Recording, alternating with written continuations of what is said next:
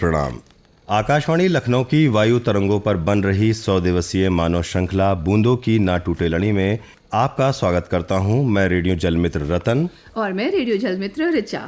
जैसा कि आप जानते हैं कि इस कार्यक्रम में हम आपको रोज किसी जल योद्धा से मिलवाते हैं जिसका जल संरक्षण में उल्लेखनीय योगदान हो। आज मिलेंगे जल योद्धा आनंद मल्लिगावाड जी से और आज का विषय है झीलों का नैसर्गिक पुनर्जीवीकरण। आनंद मल्लिगावाड, आप भारत के लेकमैन कहे जाते हैं। आप बेंगलोर के रहने वाले हैं और आप झीलों और अन्य वाटर बॉडीज़ के नैसर्गिक पुनर्जीवीकरण के लिए देश भर में विख्यात हैं। आपका स्वागत है आनंद मल्लिगावाड जी हमारी श्रृंखला बूंदों की ना टूटे लड़ी पर। नमस्कार sir, thank you so much. नमस्ते सर, सबसे पहले आपसे जानना चाहेंगे कि झीलों और अन्य वाटर बॉडीज़ के नैसर्गिक पुनर्जीवीकरण से क्या आशय है? नैसर्गिक पुनर्जीवन करने से अंतर्जल को इम्प्रूव होगा, हर जीवी को भी सफल होगा। अगर आपने खाली ब्यूटिफिकेशन, कंक्रीटाइजेशन ऐसा कुछ मॉडर्न टेक्नोलॉजी में करने से जी वो कोई फायदा नहीं है जी तो उसको नैसर्गिक तरीके से ही करने से आदमी को और पक्षी प्राणी हर जल जीवी को जी यूजफुल है। ओके जी। अच्छा सर, आपने जिन जिन झीलों का पुनर्जीवीकरण किया है किन किन स्थानों पर है वो? अभी तक मैंने बेंगलुरु में 33 लेक्स किया है। 33 लेक्स जी। सारे नैसर्गिक तरीके से किया। उसमें पानी, मिट्टी, पौधे, ओके। वो भी नेटिव पौधे रहते हैं। और अयोध्या में किया है, लखनऊ में अभी चल रहे हैं जी और महाराष्ट्र में किया। हर अलग अलग स्टेट, उड़ीसा में कर रहे हैं। तो अलग अलग स्टेट में नैसर्गिक तरीका से ये जो जल स्रोतों को पुनर्जीवन कर रहे हैं। जी। सर, आजकल आप लखनऊ में हैं और लखनऊ में भी झीलों का पुनर्जीवीकरण का कार्य कर रहे हैं। कृपया इसके बारे में भी हमें कुछ बताएं।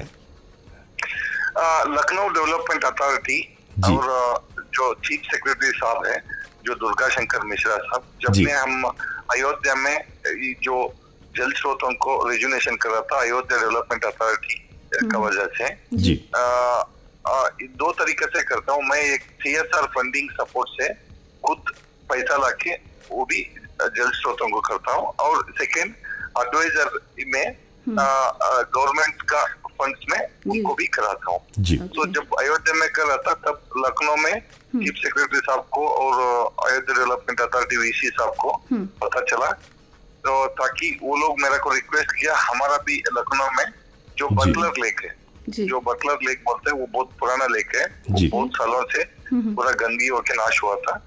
उसको मेरे को डिजाइन करने का, कंसेप्चुअल खरीदने का, एडवाइज करने के लिए मौका मिला। तो अभी वो बन गया जी और धीरे धीरे उसको नेचुरली अपडेट कर रहे हैं। तो बहुत कम टाइम, कम लागत, नेचुरल और एंसिस्ट्रल स्टाइल, मतलब हमारा जो पूर्वज ने लेक बना सकता उस स्टाइल में उसको बनाया। और ऐसा कम से कम 30 से 40 झीलों को पुनर्जीवन नेचुरली तरीका से लखनऊ में करने का प्लानिंग चल रहा है। जी फर्स्ट टाइम 23 को नैसर्गिक पुनर्जीवन झीलों का बारे में जी एक वर्कशॉप भी गवर्नमेंट ने अरेंज किया। उसमें कम से कम 500 लोग वो पार्टिसिपेट कर रहे हैं। एक सरपंच से पकड़ के जूनियर इंजीनियर, सीनियर इंजीनियर, सारे लोग जो जल का साथ काम करते हैं गवर्नमेंट में, सबको उनको ट्रेनिंग भी दे रहे हैं। और लगातार ये ट्रेनिंग पूरा 73 डिस्ट्रिक्ट को करने का प्लान में बाय 2024 एंड तक हम लोग करने वाला है। ओके सर, बहुत अच्छा प्रयास आप कर रहे हैं। लेकिन अगर हम बात करते हैं इकोलॉजिकल संतुलन की, तो लखनऊ में जल का इकोलॉजिकल संतुलन हो सके, इसके लिए आम जन क्या कर सकता है? आम जनता इतना कर सकते हैं जी, झील बचाओ जान बचाओ।